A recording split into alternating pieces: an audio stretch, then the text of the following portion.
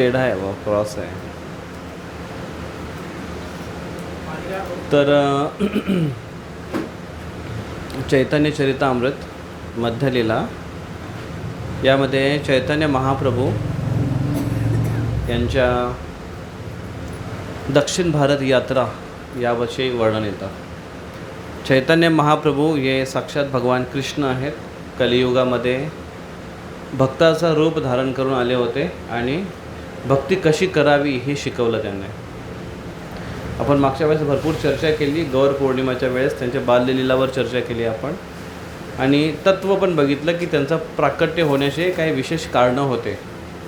त्यातले आपण 4 बाह्य कारणं आणि 3 सूक्ष्म कारणं पण आपण चर्चा केली.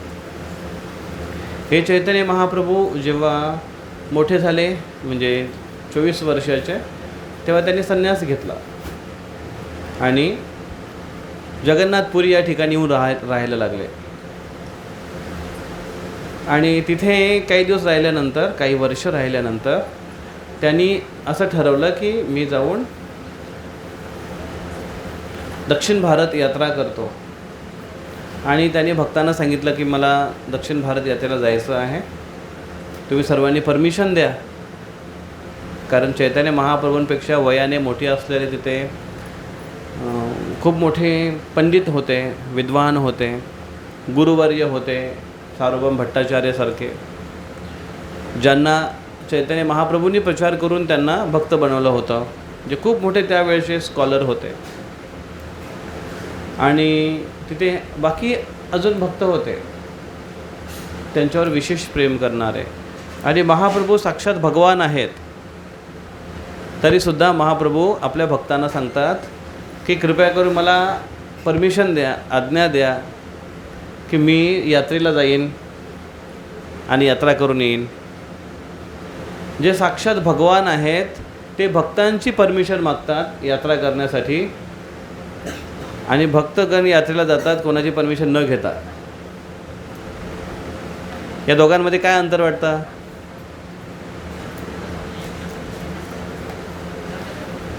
इकडे पुढे या, एक लाईन बनवेल. इकडे मृदंग काढ, इकडे ठेव मृदंग याच्यावर. सरक पुढे, सरक अजून, सरक अजून पुढे, सरक पुढे थोडं, यायच्या मागे, सरक पुढे.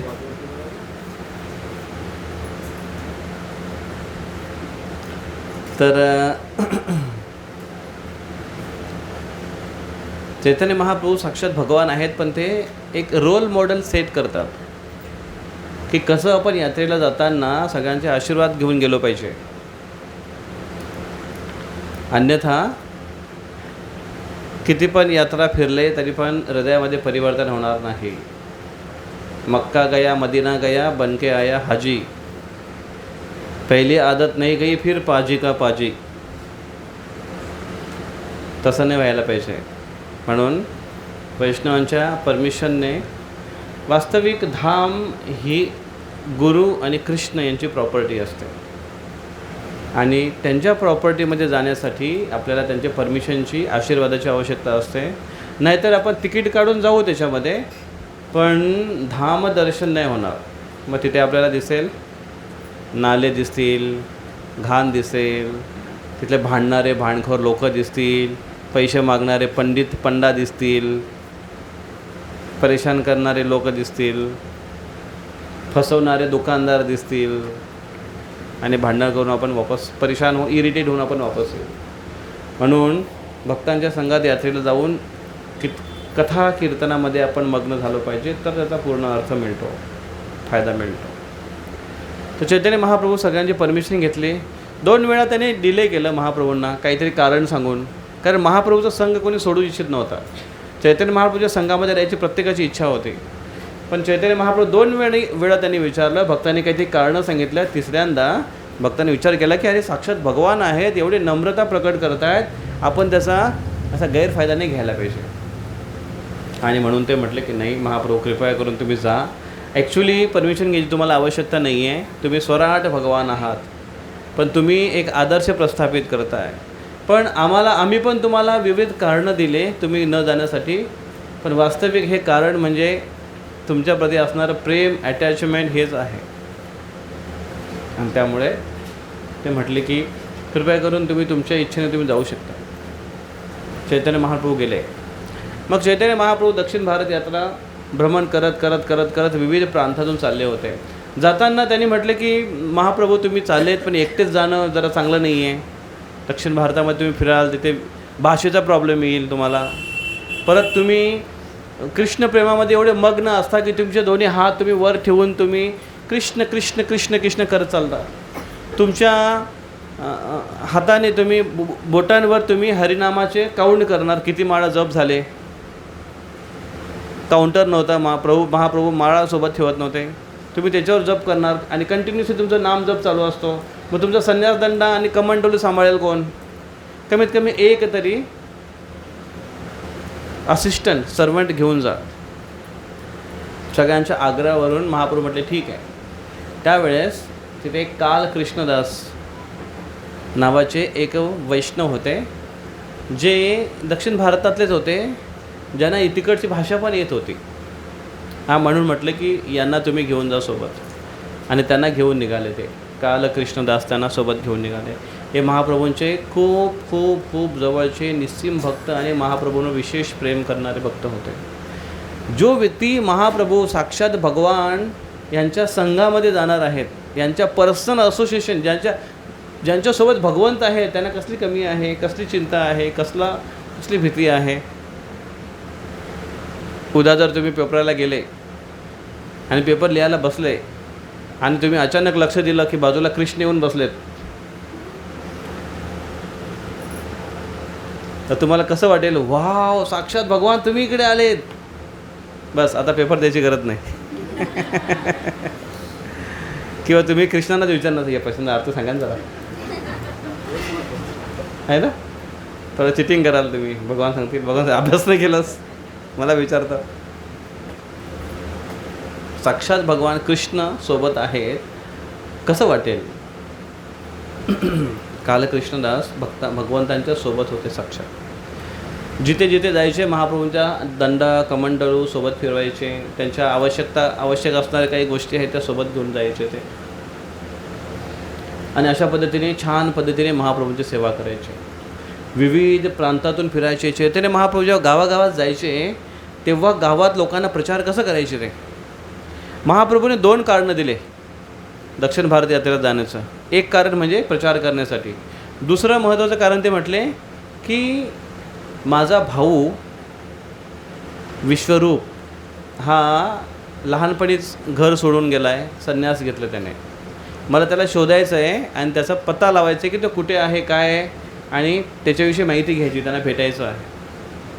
आणि मला माहिती आहे, मला असं कळलं की तो दक्षिण भारतमध्ये यात्रेमध्ये गेलेला आहे, त्यामुळे मी तिकडे चाललो. जेव्हा महाप्रभू गावात जायचे आणि गावात जाऊन जे सगळ्यांना प्रचार करायचे, जसं आपण कसं प्रचार करतो, कथा करतो, कीर्तन करतो, भगवद्गीतेवर प्रवचन देतो, महाप्रभू असं नव्हते प्रचार करत. मग आपण प्रवचन देतो, त्याच्यानंतर मग खिचडी बनवतो, म्हणजे बनवलेलं असते ऑलरेडी, खिचडी खाऊ घालतो, प्रसाद खाऊ घालतो, त्याच्यानंतर मग सगळे फक्त हां म्हणतात चांगला प्रोग्राम होता तुमचा. मग असं करता करता करता करता 1 महिना, 2 महिना, 3 महिना, मग हळूच आपण सांगतो की त्यांना जप करा. मग भक्तगण जप करायला चालू करतात. मग जप करताना मग 1 माळा चालू करतो, 2 माळा चालू करतो, 3 माळा चालू करतो, 4 माळा चालू करतो. त्याच्यानंतर 5वा महिना आला तरी पण 4च माळा करतो, 6वा महिना आला तरी पण 4च माळा करतो, 7वा महिना आला तरी पण 4च माळा करतो. मग 8व्या महिन्यात त्याचा वाढदिवस येतो, मग वाढदिवसाला हळूच 1 माळा वाढवतो. मग कृष्णांचा वाढदिवस येतो. ही अशी आपली प्रचाराची अवस्था आहे. महाप्रभू कसं प्रचार करायचे? महाप्रभू गावात जायचे आणि महाप्रभू स्वतः कृष्ण प्रेमाने मग्न राहायचे आणि ते गायचे, कृष्ण कृष्ण हरी हरी असे गायचे. आणि जेव्हा ते गावात जायचे आणि लोक त्यांना बघायचे की अरे एवढा चमत्कारिक आणि विलक्षण साधू संन्यासी ते आले, दिसायला अतिशय सुंदर, 24 वर्षाचा मुलगाच आपण म्हणू, 24 वर्षाचा व्यक्ती किती ऐन तारुण्यामध्ये आहे आणि दिसायला एकदम सुंदर. यांच्या शरीरातून अंगकांतीतून एक तेज प्रकाश बाहेर झळकतो. जेव्हा त्यांना लोक बघायचे, लोक एवढे आकर्षित व्हायचे आणि त्यांच्या मागे चालत चालत चालत चालत जायचे. महाप्रभू त्यांना सगळ्यांना म्हणायचे, बोलो कृष्ण. लगेच सगळे लोक म्हणायचे, कृष्ण कृष्ण कृष्ण, हरी हरी हरी हरी. सगळे लोक हरी हरी म्हणायचे. आणि जेव्हा सगळे हरी हरी म्हणायचे आणि महाप्रभू काय करायचे, एखाद्या व्यक्तीला पकडायचे आणि त्याला सांगायचे, बोलो हरी हरी. तो माणूस असा त्याचा महाप्रभूचा स्पर्श झाल्याबरोबर त्याचे असे डोळे असे वर व्हायचे, मोठे व्हायचे आणि त्याचे अंगावरचे असे रोंगटे शहारे त्याच्या अंगाला यायचे. त्याचं शरीर असं कापायला लागायचा, गदगदीत व्हायचा आणि त्याच्या डोळ्यातून अश्रू यायला लागायचे. आणि तो म्हणायचा, हरी हरी हरी हरी हरी हरी करता करता उड्या मारायला लागायचा आणि जोराने नाचायला लागायचा, हरी हरी हरी हरी. त्याला कृष्णप्रेम प्राप्त व्हायचं. काही मिनिटाची गोष्ट आहे. चांगला होता ना शॉर्टकट. आता मेहनत करावी लागेल.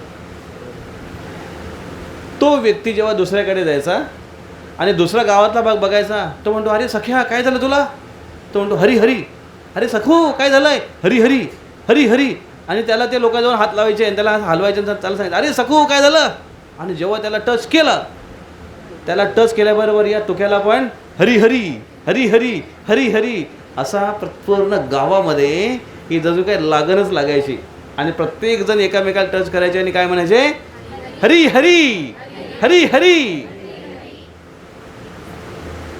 सगळे हरी हरीमध्ये एवढे मग्न व्हायचे आणि सर्वांना भगवान चैतन्य महाप्रभू कृष्णप्रेम द्यायचे.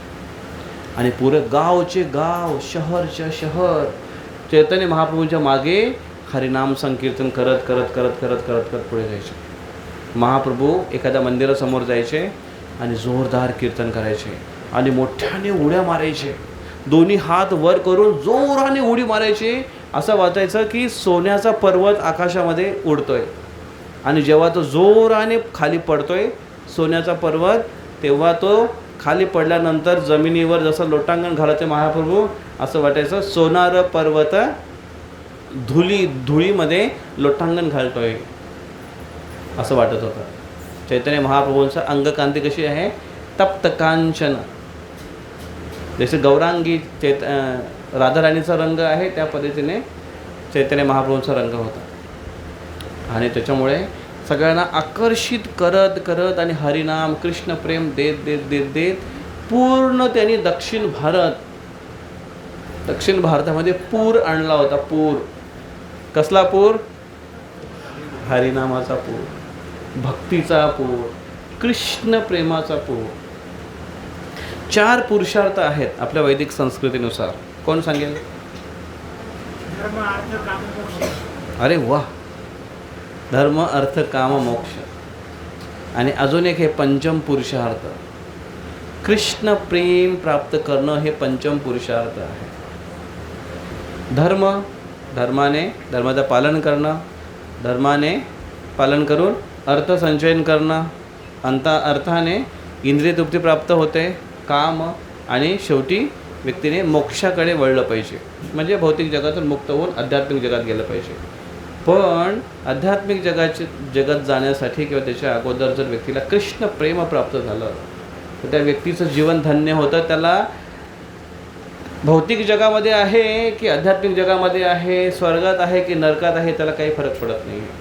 तो कुठेही असो, त्याला कृष्ण प्रेम जेव्हा प्राप्त होतं, त्याचं जीवन ज्या ठिकाणी आहे त्या ठिकाणीच तो वैकुंठामध्ये असल्यासारखं असतं.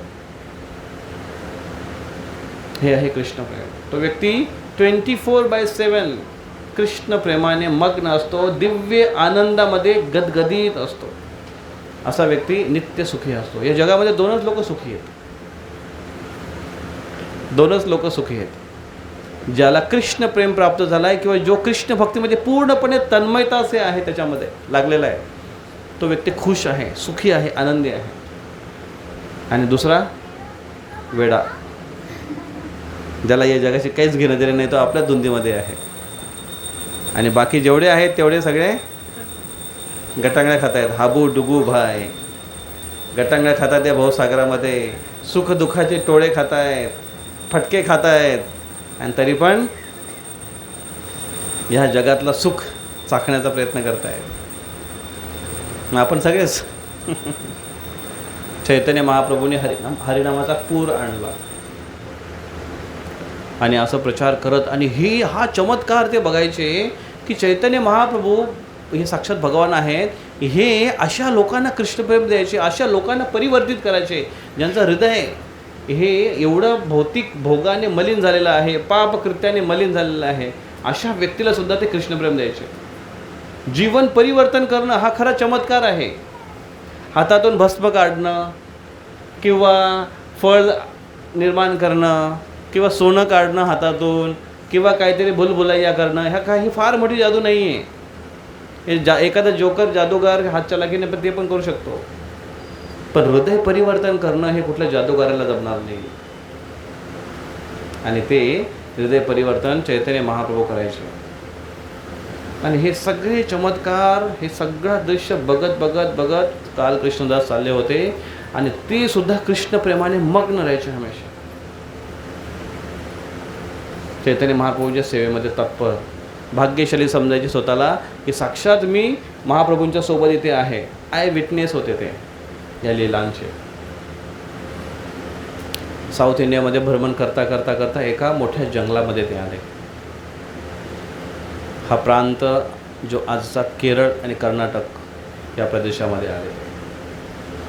आणि तिथे आल्यानंतर त्या जंगलामध्ये भट्टथारी नावाची एक जमात राहत होती. जे तांत्रिक होते, साधूचा वेश धारण करणारे होते, अंगाला भस्म फासायचे, पण ब्लॅक मॅजिक, काळी जादू, तंत्रविद्या याचा ते अभ्यास करायचे आणि इतरांना मोहित करून, आकर्षित करून, प्रतभष्ट करून आपल्या टोळीमध्ये सामील करायचे. आणि अशी हळूहळू त्यांनी आपला ग्रुप वाढवायला लावला होता. अशा लोकांना आकर्षित करण्यासाठी त्यांच्याकडे एक नवीन टेक्निक होती. ती म्हणजे ते स्त्रियांना त्यांचा एक हतियार म्हणून वापरायचे. मग त्यांच्या टोळीमध्ये काही अशा स्त्रिया होत्या ज्या स्त्रियांचं आमिष दाखवून ते आपल्या टोळीमध्ये लोकांना आकर्षित करायचे आणि त्याच्यामध्ये जॉईन करायला लावायचे. रस्त्याला क्रॉस होत असताना त्यांना असे भट्टहारीची टोळी सापडली. महाप्रभूंनी बघितलं, महाप्रभूंना माहिती आहे सगळ्या गोष्टी, अंतर्यामी आहेत, आणि ते पुढे निघाले. काल कृष्णदास त्यांच्या मागे मागे चालत असताना ते भट्टहारीने बघितलं की ह्या व्यक्तीला आपण आकर्षित करू शकतो. बघा, तुम्हाला याचा अनुभव आहे का? जिथे लागलं आहे तिथेच लागत राहतं परत परत. आहे अनुभव? काय होतं काय माहिती, काय जादू असते काय माहिती, तिथेच लागतं तिथेच लागतं. आणि मायादेवीला हे पक्क माहिती आहे की जो ज्याचा वीक पॉईंट असेल ना तिथेच ती हातोडा मारेल, तिथेच ती हातोडा मारेल. आणि बरोबर त्या ठिकाणी हातोडा मारल्यावर क्रॅक, दरार निर्माण होईल. एकदा क्रॅक पडला की त्याच्यामध्ये पाणी जाऊन जाऊन, धूळ जाऊन जाऊन, हवा जाऊन जाऊन ती क्रॅक हळूहळू हळूहळू मोठी व्हायला लागते आणि एक दिवस 2 तुकडे. मायादेवीला माहिती आहे. मायादेवीचं काम काय आहे?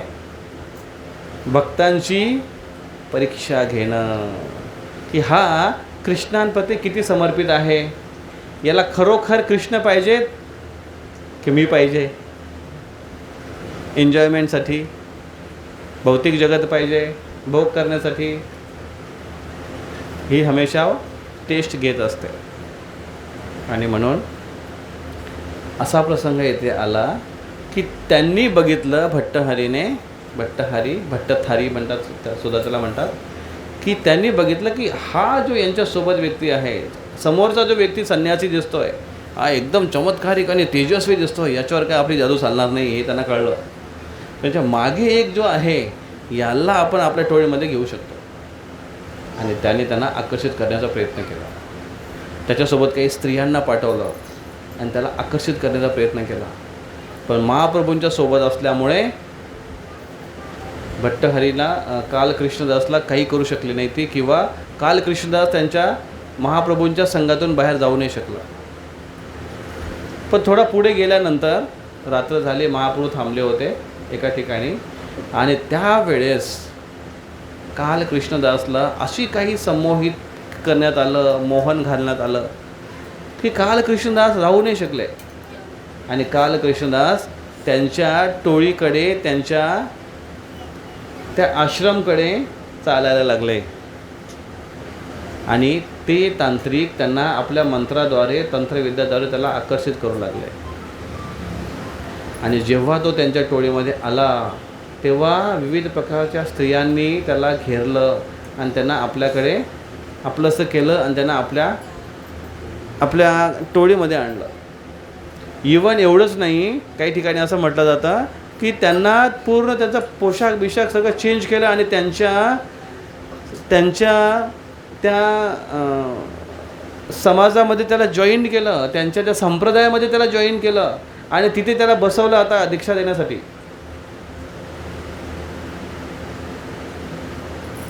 आणि इकडे महाप्रभू उठले.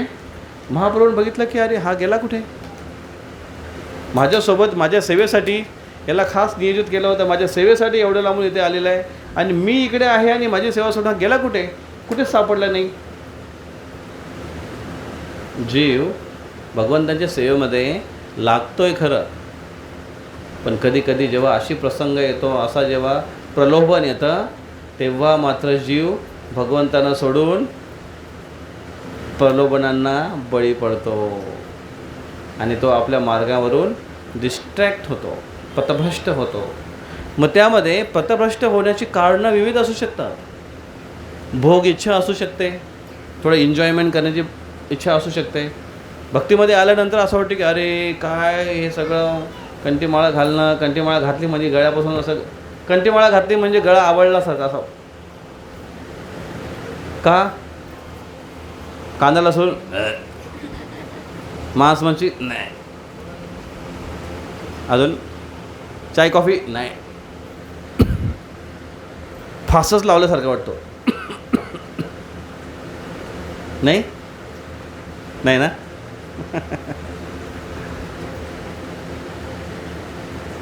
तिथून मग असं वाटतंय की बाहेरचे लोक काय मस्त एन्जॉय करतात, नवीन नवीन पदार्थ बनवून खातात, बाहेर फिरायला जातात, असे चांगले चांगले पोशाख घालतात, मस्त पिक्चरला जातात. जामनेरमध्ये तर टॉकीज पण नाही आहे, बंद होती ना मागे, झाले चालू. चांगला अपडेट आहे तुम्हाला. मग जेव्हा हे बघतो बाहेरचे जगत कसं वागतं आणि आपण नातेवाईकांकडे जातो, त्यांच्याकडचं वातावरण बघतो, त्यांचे लोक किती सुखी आहेत, ते नवरा बायको कसे एक दुसऱ्यावर चांगले प्रेम करतायत आणि आमचा हात नुसता माडखुंड्याच आहे. किंवा तो म्हणतो की अरे बघा याची बायको किती मस्तपैकी फॅशनेबल आहे आणि आमची ही सती सावित्री होऊन बसले. ती पण नको असते, त्याला थोडी मॉडर्न पाहिजे असते. तर कधीच ते धागेदोरे जुळत नाही, मग प्रॉब्लेम होतो. मग त्याच्यामुळे असं वाटतं की थोडंसं बाहेरच्या लोकांसारखं जरा जगावं. आणि मग भक्तीतून माणूस थोडासा शिथिल होतो आणि त्याला वाटतं की थोडं भक्तीमध्ये आल्यानंतर, भक्तांच्या संघात आल्यानंतर थोडंसं जबरदस्ती नियम पालन करण्यापेक्षा थोडं दूरच राहा भक्तांपासून, म्हणजे कोणी विचारणार नाही आपल्याला. म्हणून तो दूर जातो, भक्तापासून, भक्तीपासून दूर जातो, भगवंतांपासून दूर जातो. कधीकधी काही लोकांमध्ये अशी पण कधीकधी पारंपरिक पद्धती तयार असतात किंवा पारंपरिक वंशागत परंपरागत असे काही आपले धार्मिक अनुष्ठान असतात ज्याच्यामध्ये आपण अडकलेला असतो. पारंपरिक असतात की नाही आम्ही ह्या संप्रदायातले, आपला आमचा हा काका, आमचा हा मामा, आमचे हे मोठे बाबा ह्या परिवारातले आहेत किंवा या संप्रदायातले आहेत, आम्ही पण तिथेच जाणार, आम्हाला पण तिथेच जावं लागेल. हे एखादा धर्म स्वीकार करण्यासारखं होतं. कधीकधी काही लोक अशा धार्मिक अनुष्ठानाला बळी पडतात की जणू काही ते एखादा धर्म स्वीकारतात असं त्यांना वाटतं आहे. वास्तविक भगवंताची भक्ती ही फार विशाल आहे. त्याच्यामध्ये आपण असा संकुचित वृत्ती ठेवूच शकत नाही कधी की हे आमचं नाही हे तुमचं आहे किंवा तुमचं नाही हे आमचं आहे ना. सगळं आपलं आहे. भगवंतांची विविध रूपं आहेत. सगळ्यांनी एकत्र येऊन एका छताखाली येऊन या धर्माचं पालन केलं पाहिजे. पण मग कधीकधी अशा मार्गाने व्यक्ती पथभ्रष्ट होतो आणि तो व्यक्ती भक्तांच्या संगत सोडून दूर जातो आणि आपल्या अशा वंश परंपरागत संप्रदायांना बळी पडतो आणि भक्तीच्या मार्गापासून दूर जातो. कधीकधी त्याला आमिष दाखवून आकर्षित केलं जातं की इकडे आलास, हे अनुष्ठान केलं, हे असं केलं आणि एवढंच फक्त केलं तर तुमचे सगळे प्रॉब्लेम सॉल्व्ह होतील. आणि प्रॉब्लेम कोणाकडे नाहीत, प्रत्येकाला प्रॉब्लेम आहे. एकच फक्त एवढं कार्य करायचे रोज, बस सगळे प्रॉब्लेम सॉल्व. एक लोटा जल. त्याच्यामुळे तुम्ही एवढंच फक्त कार्य करा, बाकी काहीच करायची गरज नाही आहे. आणि जेव्हा कधी कधी असं वाटतं की अरे हे तर भारी आहे, मग आम्ही एवढे वर्ष गेलो इस्कॉनमध्ये, त्यांनी कसं सांगितलं नाही आम्हाला की तुम्ही प्रभूजी हे करा, फक्त एवढा एक सत्संग करा किंवा एवढे एक गीता वाचा किंवा एवढे एक माळा करा आणि तुमचे सगळे प्रॉब्लेम सॉल्व्ह होतील, असं कोणीच सांगितलं नाही आम्हाला अजूनपर्यंत. काय पॉवर नाही तिकडे. आणि त्याच्यामुळे आपल्याला असं वाटतं की नाही, हे इकडे जाऊन बरं, जरा इथे जरा अनुभव घ्या. ते चुकीचं आहे असं नाही आहे. प्रत्येक अनुष्ठानाचा, प्रत्येक धार्मिक अनुष्ठानाचा आपला आपला एक उद्देश, पर्पज आणि आपलं एक गंतव्य आहे, डेस्टिनेशन आहे. आणि याची व्यवस्था हे सगळं वेदांमध्ये याच्याबद्दल वर्णन आहे. काही सांप्रदायिक आहेत, काही लोकांनी तयार केलेले आहेत, ते पण चेक केलं पाहिजे. पण आपल्याला जायचं कुठं आहे हे जेव्हा आपण ठरवतो तेव्हा मात्र आपण फक्त त्याचीच काळजी करतो आहे आणि त्याच मार्गाला लागतो आहे. जर आपल्याला छोट्या मोठ्या स्टेशनामध्ये उतरायचं असेल तर काही हरकत नाही. बहुतेक जगातल्या ह्या गोष्टी आपल्याला आकर्षित करतात, काही हरकत नाही. थोडेसे घुमून फिरून येऊ आणि मग परत त्या ट्रेनमध्ये बसू. पण जर आपल्याला योग्य आपल्याला गंतव्याला पोहोचायचं आहे, डायरेक्ट आपल्याला भगवत धामात जर जायचं आहे आणि आपल्याला इतर भौतिक जगातल्या कुठल्याच स्टेशनमध्ये जायचं नाही आहे किंवा मोठ्या उच्च लोकांपर्यंत पण जायचं नाही, हे जर आपलं मात्र फिक्स आहे तर मात्र आपण शुद्ध भक्तीचं अवलंबन केला पाहिजे. याचा परिणाम, याचं परिवर्तन होत आहे, परिणाम पण होत आहेत. फक्त एवढंच फरक आहे की ते आपल्याला लगेच दिसत नाही. आणि त्यामुळे पथभ्रष्ट होण्याची काही आवश्यकता नाही. पण कधीकधी भगवंतांच्या सोबत राहूनसुद्धा एखादा व्यक्ती पथभ्रष्ट होऊ शकतो. चैतन्य महाप्रभू साक्षात भगवान आहेत आणि त्यांच्यासोबत राहून पण काल कृष्णदास त्यांच्या संघाचा त्याग करून त्या भट्टहरींकडे गेले आणि त्यांच्या टोळीत समाविष्ट झाले. त्यांचाच वेश परिधान करून त्यांच्यासोबत जॉईन झाले, त्यांच्या स्त्रियांसोबत रममाण झाले. महाप्रभूने हे बघितलं, महाप्रभूंना फार वाईट वाटलं. का? माझ्या सेवेतला असताना भक्त हा माझी सेवा सोडून स्वतःची सेवा करायला गेला, स्वतःच्या सुखासाठी गेला. आणि म्हणून भगवान कृष्ण गीतेमध्ये म्हणतात, दैवीही एषा गुणमयी मम माया दुरुत्तया मामे एव ये प्रपद्यन्ते मायाम एतान तरंती ते. कृष्ण म्हणतात की दैवीही एषा गुणमयी, माझी जी मायाशक्ती आहे ही दैवी गुणांनी युक्त आहे. कशी आहे ती? मम माया दुरुत्तया, फार कठीण आहे तिला ओलांडून जाणं. पण एक मात्र उपाय आहे, माम एव ये प्रपद्यन्ते, जो व्यक्ती पूर्णपणे मला शरणागत आलेला आहे, माया मेताम तरंती ते, तो मायादेवीला पार करून जाऊ शकतो. मग काल कृष्णदास तर त्यांना शरण आलेच होते, मग काल कृष्णदास कसे नाही गेले? पण कधी कधी भक्तीमधून भक्ताचा काही ठराविक काळासाठी विपथ होऊ शकतो. पण एखाद्या व्यक्तीने जर भगवान कृष्णाचा आश्रय घेतला आहे, भगवान कृष्ण मात्र त्याला सोडत नाही. आणि म्हणून भक्तीमध्ये आल्यानंतर काही वर्ष भक्ती आणि सेवा केल्यानंतर एखादा व्यक्ती जरी जात असेल तरी घाबरून जायचं काही कारण नाही. कारण एकदा त्याला भक्तीची चव लागलेली आहे, त्याला भौतिक जगात कुठलीच चव त्याला आनंद देणार नाही. असं होतं ना. एकदा त्याने हलव्याची चव घेतलेली आहे, बटर हलव्याची, त्याला दुसरी चव चांगली वाटणार नाही. भक्तीचा रस त्याने ग्रहण केला आहे किंवा भगवान त्याला सोडणार नाही. चैतन्य महाप्रभू निघाले तिथून आणि त्या भट्टहरींच्या टोळीमध्ये गेले आणि ते लोक एकदम भडकले होते त्याच्यावर. तू इथून चालता हो, इथून अजिबात येऊ नको इकडे, ही आमची जागा आहे, आमची टोळी आहे. चैतन्य महाप्रभू म्हटले की माझा माणूस तुम्ही घेतला आहे, त्याला वापस करा. आणि ते म्हणतात तो माणूस आता आमचा झाला, तुमचा त्याच्यावर काही अधिकार नाही, तो त्याच्या स्वतःच्या इच्छेने इथे आलेला आहे, चालता हो इथून. असं जेव्हा महाप्रभूंनी म्हटले तेव्हा महाप्रभू फार क्रोधित झाले आणि तो जात नाही संन्यासी हे बघून सगळे त्यांचे जे संरक्षण करणारी जी टोळी होती ती लगेच शस्त्र अस्त्र घेऊन तिथे आले, भाले घेऊन आले, चाकू घेऊन आले, तलवार घेऊन आले महाप्रभूंना मारण्यासाठी किंवा घाबरवून हाकलून लावण्यासाठी. महाप्रभूंना त्याने घेरला आणि त्यांनी सांगितलं की इथून ताबडतोब निघून जा, नाहीतर तुला आम्ही आता मारू. असं जेव्हा ते म्हटले आणि रागाने महाप्रभूंकडे बघायला लागले, महाप्रभूने फक्त त्यांच्याकडे एक दृष्टिकटाक्ष टाकला आणि इतक्यात त्यांच्या प्रत्येकाच्या हातातलं जे अस्त्र आहे, शस्त्र आहे, ते त्यांच्या हातातून निसटलं आणि ते निसटून हवेमध्ये उडलं, बाहेर आलं, त्यांच्या हातातून बाहेर आलं हवेमध्ये त्यांच्या समोर. आणि ते जे अस्त्र शस्त्र जे असं होतं ते त्यांच्या समोर उभे राहून उलटं झालं, त्यांच्यासमोर उलटं झालं.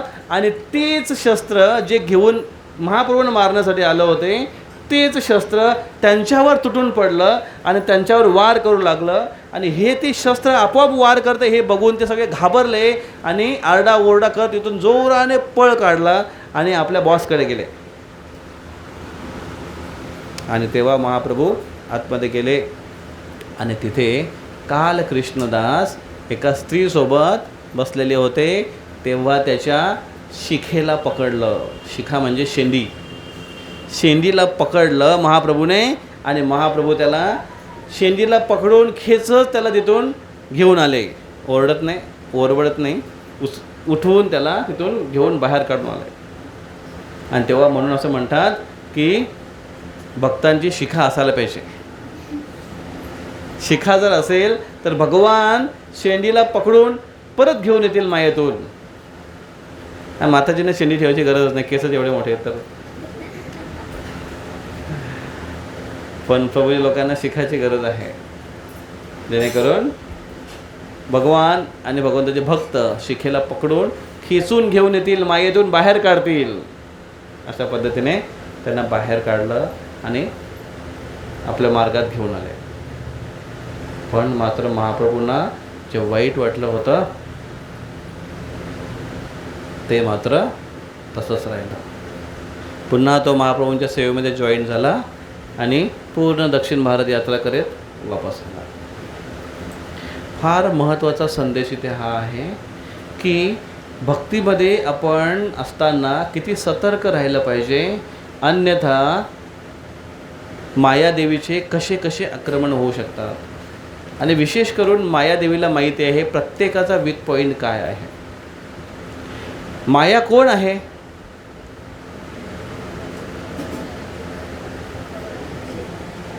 कोणाची बहीण? भगवंतांची बहिरंगा शक्ती. माया कोण आहे? भगवंतांची बहिरंगा शक्ती आहे. कुठे राहते ती?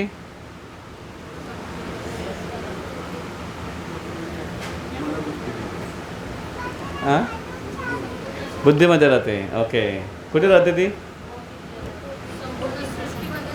पूर्ण सृष्टीमध्ये व्याप्त आहे. कृष्ण कुठे राहतात?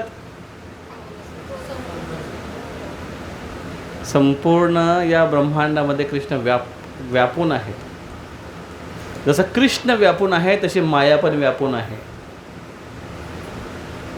एक बॉटल आहे रिकामी, तिच्यामध्ये एक तर पाणी असू शकतं, पाणी किंवा सरबत किंवा निंबू ज्यूस किंवा काहीतरी लिक्विड, किंवा हवा असू शकते. दोघांपैकी एक काहीतरी असू शकते ती, बरोबर आहे. काही ना काहीतरी एक ना एक.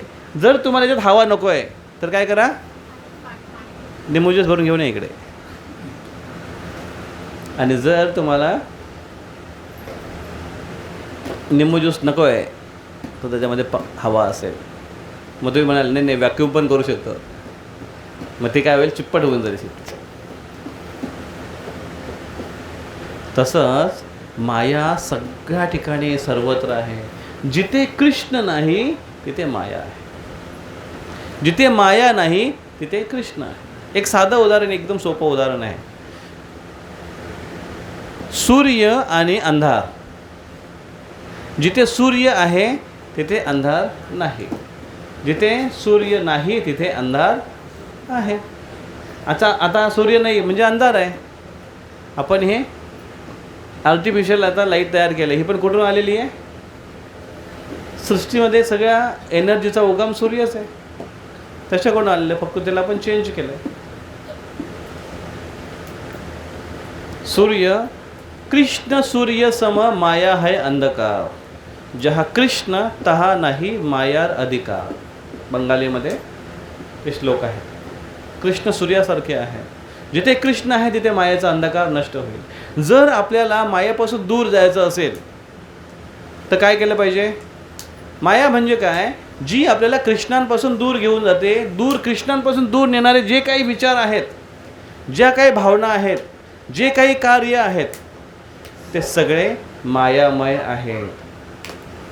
कृष्णांपासून दूर घेऊन जाणारे सगळे. मग काय काय असतं कृष्णांपासून दूर घेऊन जाणारं? सांगा. मोबाईलमध्ये कृष्ण नाही आहे. नाही आहे का? आहे, पण मग घेऊन जातं कुठेतरी. लोभ कुठल्या गोष्टीचा, तिथे कृष्णाचं स्मरण करू देत नाही. अजून आळस. आता काय करायचं आहे? माळा करतो नाही, थोडं झोपतो. मग काही भक्त म्हणतात नाही, चांगली झोप झाली ना की मग माळा चांगल्या होतात. नाही, चांगली गोष्ट आहे ती, पण झोपल्यानंतर माळ्याची आठवण आली पाहिजे. अजून कुठे कुठे माया नाही वाटते आपल्याला, कुठे कुठे माया वाटते. कशामध्ये कृष्ण नाही. हां, हे बघतो आपण. जास्त धन आहे तिथे. अजून बाहेर माया आहे का?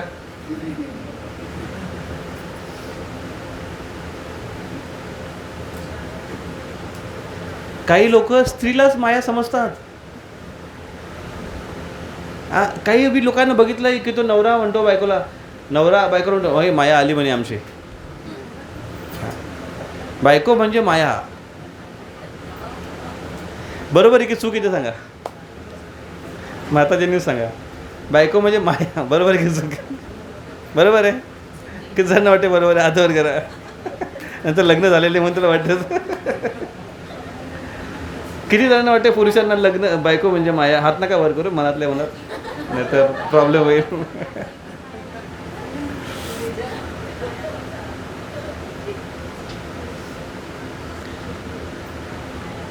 जर त्याच्याने कृष्णांचा विसर पडत असेल तर ती खरोखर माया आहे. पण जर ती कृष्णांचा स्मरण करून देत असेल तर ती माया नाही आहे. जर ती कृष्णाचं स्मरण करून देत असेल आणि तुम्हाला ती माया वाटत असेल म्हणजे तुम्ही मायामध्ये आहात ऑलरेडी. तुम्हाला मायेतून बाहेर निघायचं नाही म्हणून तुम्ही बायकोला माया म्हणताय. आणि तेच उलटं, जसं पुरुषासाठी स्त्री माया आहे कारण प्रलोभन आणि आकर्षणचं कारण आहे, तसंच स्त्रीसाठी पुरुष हा माया आहे, मामा नाही.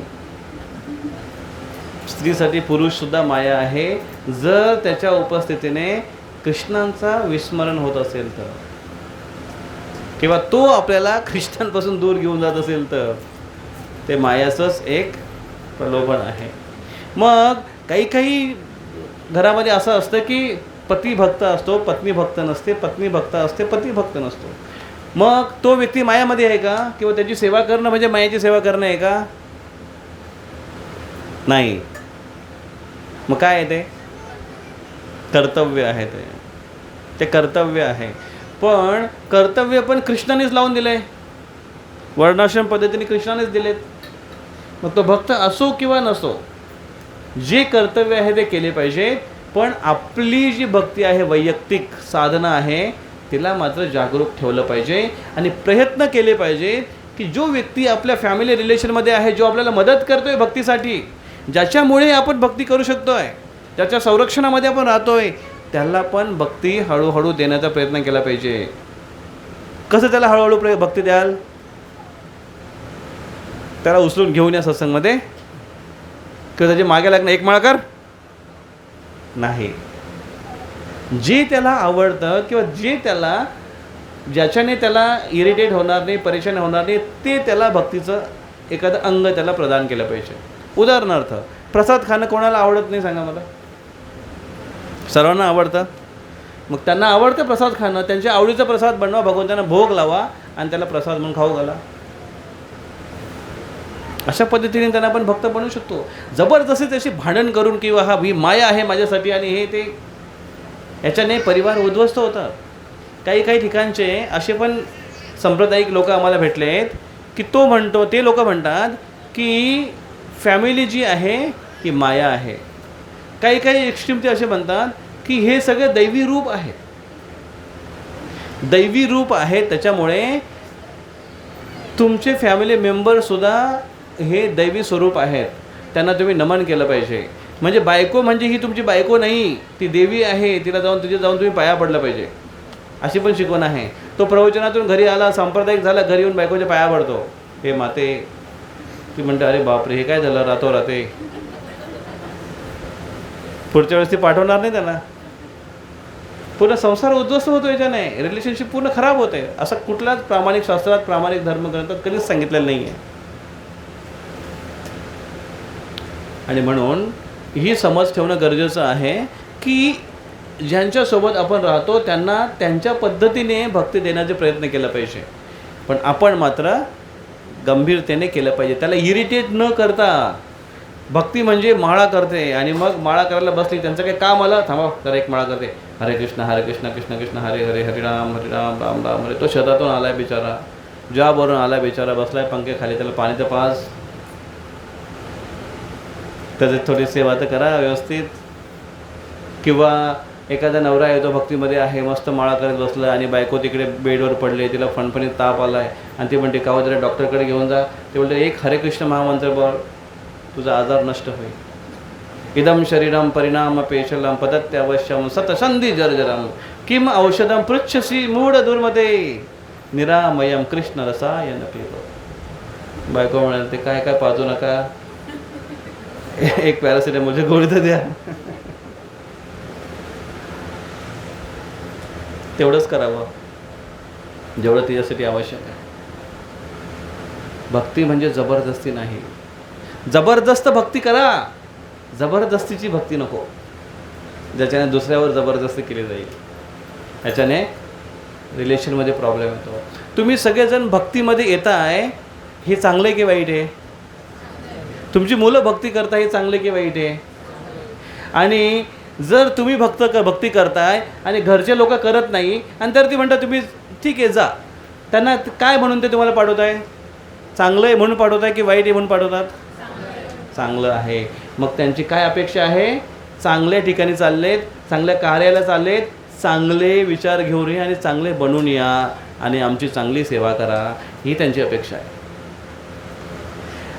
जेव्हा आपण भक्तीमध्ये येतो, स्त्री असो, पुरुष असो किंवा विद्यार्थी असो, भक्तीमध्ये जेव्हा येतो, सत्संगाला जेव्हा येतो आणि इथून आपण काही गोष्टी अशा शिकून जातो आणि घरी जाऊन ती चांगल्या पद्धतीने अवलंबनात आणतो आपल्या आणि इतरांची चांगल्या पद्धतीने जेव्हा सेवा करतो पहिल्यापेक्षा जास्त, तेव्हा लोक काय म्हणतील? घरची चांगला परिणाम झाला याच्यावर, चांगला परिवर्तन झालं याच्यामध्ये. ते घरचे लोक म्हणतील उद्या मी तुला सोडायला येतो तिथे. का? कारण त्यांच्या कार्यामध्ये तुमचा हातभार जास्त चांगला लागतोय, म्हणून त्यांना भक्ती आवडते. पण जेव्हा तुम्ही भक्तीमध्ये येताय, माळा करायला लागताय, साधना करताय, तुम्ही नियमाचं पालन करताय आणि ते नियम जेव्हा तुम्ही घरी लागू करताय, त्याच माळा तुम्ही त्यांना करायला लावताय. त्यांच्या कामामध्ये तुम्ही म्हणता की नाही तर एक माळा होऊ दे मग मी करते, किंवा माझं हे काम होऊ द्या, हे झाल्याशिवाय मी काही करणार नाही. पुरुष असो की स्त्री असो, तेव्हा त्यांना ती भक्ती, तुमची भक्ती त्यांना जड जाते. का? कारण ते त्यांच्या इंद्रिय तृप्तीमध्ये, त्यांच्या कार्यामध्ये बाधा निर्माण करते. मग सांगा बरं, असं शिकवलं आहे का कृष्णाने की आपल्या भक्तीने दुसऱ्याला त्रास व्हावा? आपण भक्ती केली पाहिजे. मग जर त्यांना त्रास होतो म्हणून आपण भक्ती करायची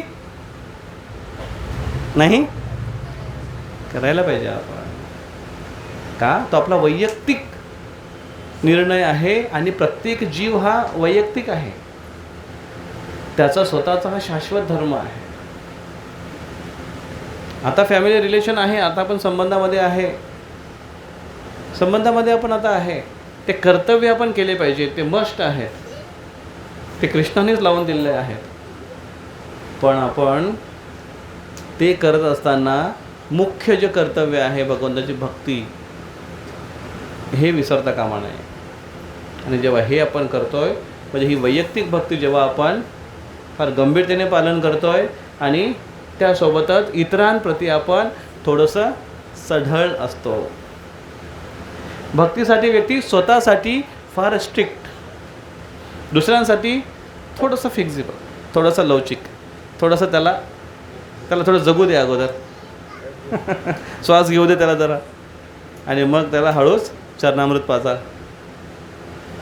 हळूच त्यांना फुलांचा सुगंध घेऊ द्या, हळूच त्यांना एखाद्या फेस्टिवलला घेऊन या, हळूच त्यांना भक्तीमध्ये आणण्याचा प्रयत्न करा.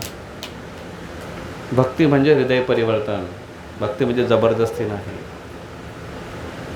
आणि जेव्हा असं परिवर्तन होतं तेव्हा व्यक्ती जेव्हा भक्ताच्या संघामध्ये राहतो तेव्हा माया त्याचं काहीच बिघडवू शकत नाही. म्हणून माया खूप प्रयत्न करते की त्याला कसं इथून फोडावं आणि आपल्या टोळीमध्ये जॉईन करावं.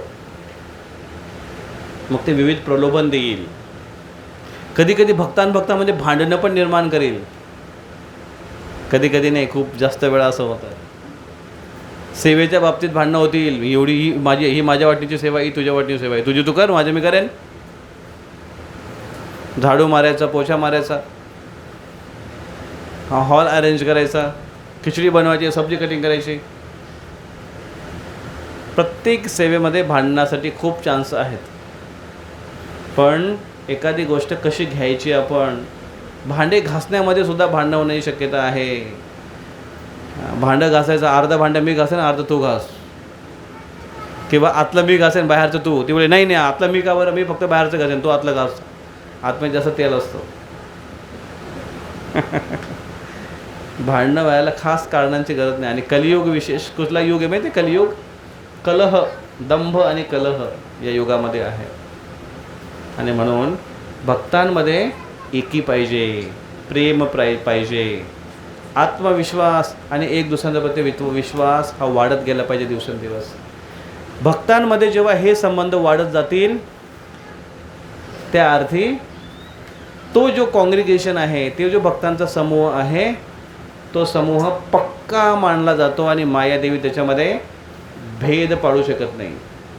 मायेला शिरण्यासाठी चान्सच नाही तिथे. भक्तांमध्ये हे रिलेशन डेव्हलप व्हायला पाहिजे. आणि त्याच्यामध्ये केंद्रबिंदू काय असले पाहिजे? कृष्ण केंद्रबिंदू असले पाहिजे. मग काल कृष्णदास ते पूर्ण यात्रा संपली. दक्षिण भारत यात्रा फिरून भगवान चैतन्य महाप्रभू शेवटी पंढरपूरला आले, जिथे त्यांना न्यूज मिळाली की त्यांचा भाऊ ज्यांनी संन्यास घेतला होता, जे आता हे भौतिक जगत सोडून वैकुंठाला गमन झाले, ही त्यांनी न्यूज तिथे त्यांना मिळाली. आणि त्याच्यानंतर पंढरपूरवरून ते वापस फिरले. मग वापस फिरताना पंढरपूरवरून नाशिकच्या रूटने, म्हणजेच जामनेर भुसावळच्या रूटने, नाशिकच्या रूटने कुठे गेले? झारखंडमधून जगन्नाथपुरीला गेले, पायी प्रवास करत. काय भरोसा, इकडे आले पण असतील जामनेरला. आणि त्यामुळे इथे चैतन्य महाप्रभूंची शिकवण आणि त्यांचं मंदिर इकडे असायला पाहिजे, आहे की नाही? तर मग जेव्हा तिथे पोहोचले तेव्हा महाप्रभूंनी म्हटलं, सगळे भक्त एकदम उत्साही झाले की महाप्रभू आले, त्यांना भेटायला आले. महाप्रभूंना बघून सगळ्यांना आनंद झाला. महाप्रभू आले, जयघोष सगळ्यांनी केला, जोरदार कीर्तन केला. अरे महाप्रभूने सगळ्यांनी विचारलं कशी झाली महाप्रभू यात्रा.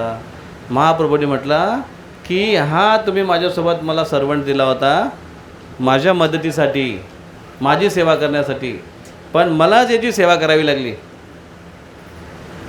आणि हा माझा संघ सोडून त्या भट्टहरींच्या सोबत गेला.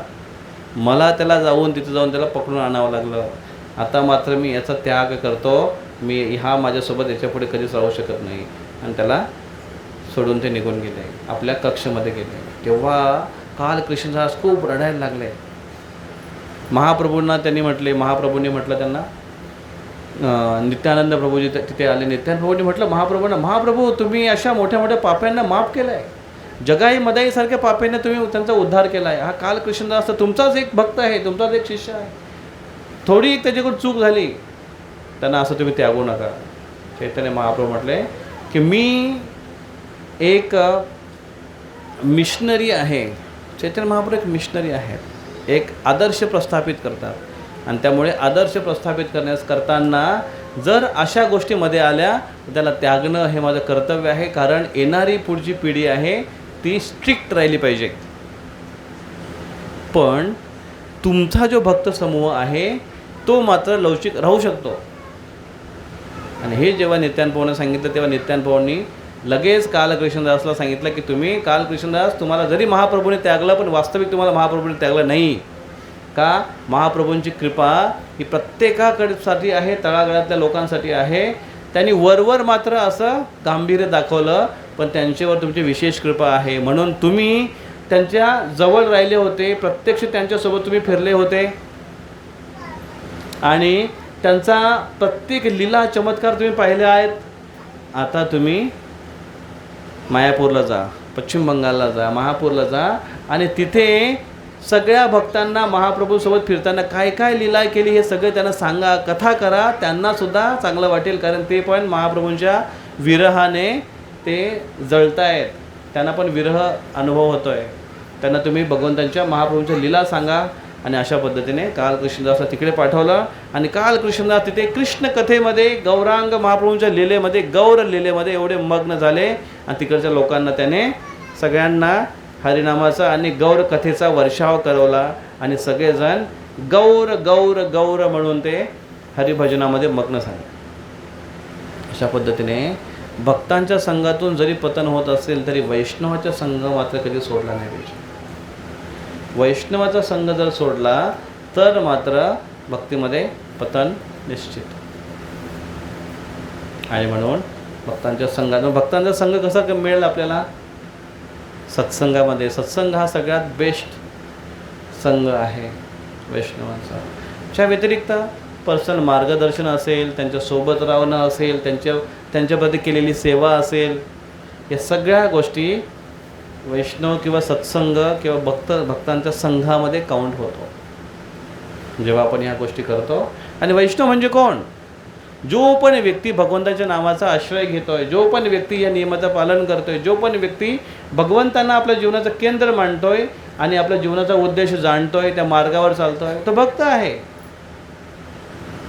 त्या प्रत्येकाच्या प्रती आपला हाच भाव असायला पाहिजे की तुम्ही प्रभू मी दास, ही आपली भावना असायला पाहिजे. अशी भावनेमध्ये आपण राहिलो, भक्तांच्या संघामध्ये राहिलो, हमेशा भक्तीमधून कधीच पतन होणार नाही आणि दिवसेंदिवस आपण प्रगती